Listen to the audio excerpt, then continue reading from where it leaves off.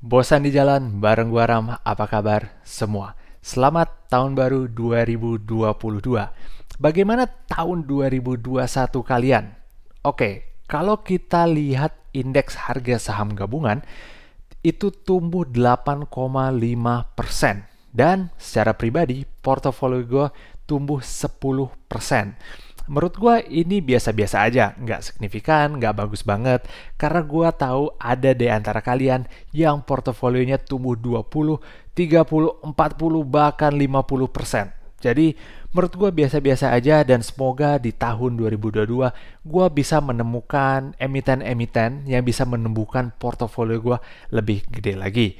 Nah, di video kali ini, gua akan coba bahas apa aja rencana investasi gua di tahun 2022. Dan siapa tahu ada di antara kalian yang punya rencana mirip atau yang rencana beda, silahkan tulis di kolom komentar nanti ya. Dan sebelum kita lanjut, kalau kalian suka dengan topik-topik keuangan pribadi dan investasi, jangan lupa buat like dan subscribe channel ini kalau kalian nonton dari YouTube. Kalau kalian dengerin dari Spotify, jangan lupa klik follow dan semoga dewa algoritma berpihak pada kita.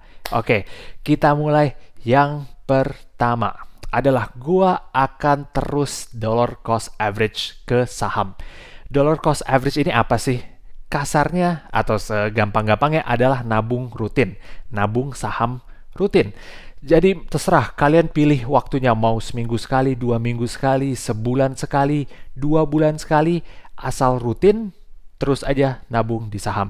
Karena menurut gue saham itu instrumen investasi yang saat ini paling efektif dalam menumbuhkan keuangan gue. Jadi gue mungkin akan ambilnya sebulan sekali pas ketika gue gajian. Itu adalah hal pertama yang akan gue lakukan. Istilahnya paying yourself first gitu. Jadi sebelum gue bayar tagihan, bayar ini itu, gue akan langsung naruh sebagian dari gaji gue buat investasi di saham. Lanjut ke yang kedua, adalah gue ingin menyederhanakan portofolio gue. Jadi kalau lihat di portofolio gue total ada investasi di 9 saham berbeda. 8 saham, 1 reksadana sih sebenarnya gitu. Tapi gue rasa ini masih kebanyakan buat gue. Gue ingin menyederhanakan mungkin jadi 6 jenis aja gitu. Dan tahun ini gue akan mencoba mendalami lagi emiten-emiten yang udah gue invest dan mungkin emiten baru mana yang cocok untuk gue invest di tahun 2022. Dan mungkin kalian bakal nanya, lah Ram, kok malah dikurangin? Bukannya lo harus diversifikasi? Diversifikasi itu kan penting gitu. Iya, tapi diversifikasi itu penting kalau kalian belum tahu kalian mau investasi di sektor mana. Sedangkan gue setelah 1 tahun secara rata-rata invest di saham, gue udah mulai tahu sektor mana aja yang gue punya ilmu dan gue punya keyakinan akan tumbuh di tahun 2022. Jadi ya dari 9 jadi 6 menurut gue itu masih oke lah, masih gampang di manage dan jumlah laporan keuangan yang harus gue baca nggak akan banyak-banyak banget gitu. Oke, lanjut ke yang ketiga. Gua akan mempelajari pasar saham Amerika Serikat. Jadi sekarang kita sebagai investor dari Indonesia punya kesempatan untuk invest di saham Amerika. Mungkin ini sesuatu yang kalian anggap belum bisa dilakukan di tahun-tahun sebelumnya. Tapi dengan beberapa aplikasi baru kayak Interactive Brokers, kayak GoTrade, sekalian kalian bisa memiliki saham perusahaan yang didagangkan di bursa Amerika. Gua pribadi menggunakan platform bernama GoTrade. Kalian kalau mau ikutan invest di saham Amerika bisa pakai kode referral gua yang gua taruh di kolom deskripsi di bawah ini. Oke, dan mungkin untuk saham Amerika, gue akan fokus di perusahaan-perusahaan teknologi yang gue tahu pertumbuhannya cukup signifikan. Mungkin di tahun 2002 gue akan mulai belajar dan mempelajari beberapa laporan keuangan dari perusahaan ini dan semoga gue bisa share juga di video yang akan datang.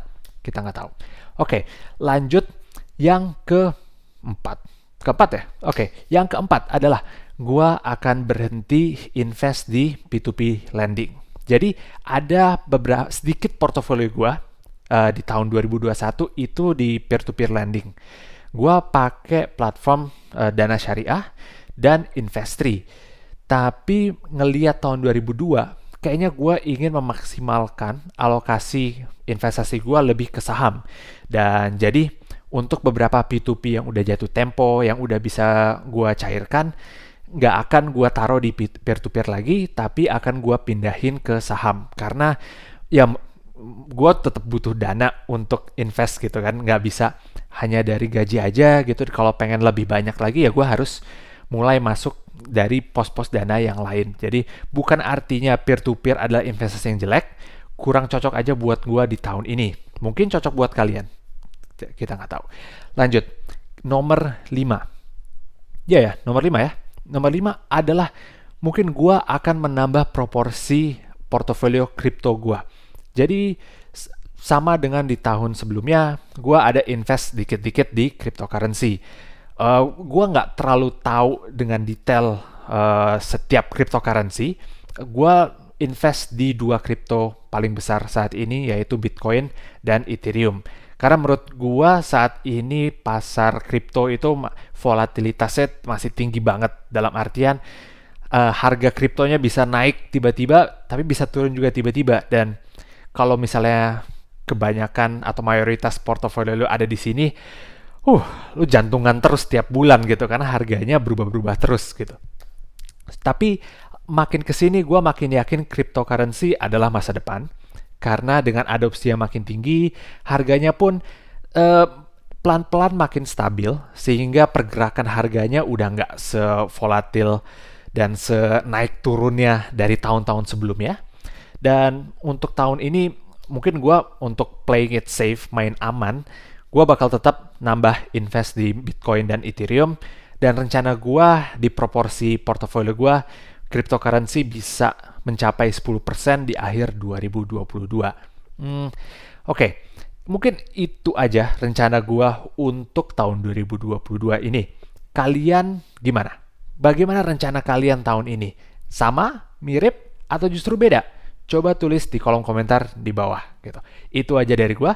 Kalau kalian suka dengan konten keuangan pribadi dan investasi, jangan lupa buat like dan subscribe channel ini kalau kalian nonton dari YouTube. Atau klik follow kalau kalian dengerin dari Spotify. Itu aja dari gua. Thank you buat yang udah nonton dan dengerin. Dan jangan lupa berinvestasilah dengan bijak. Bye-bye.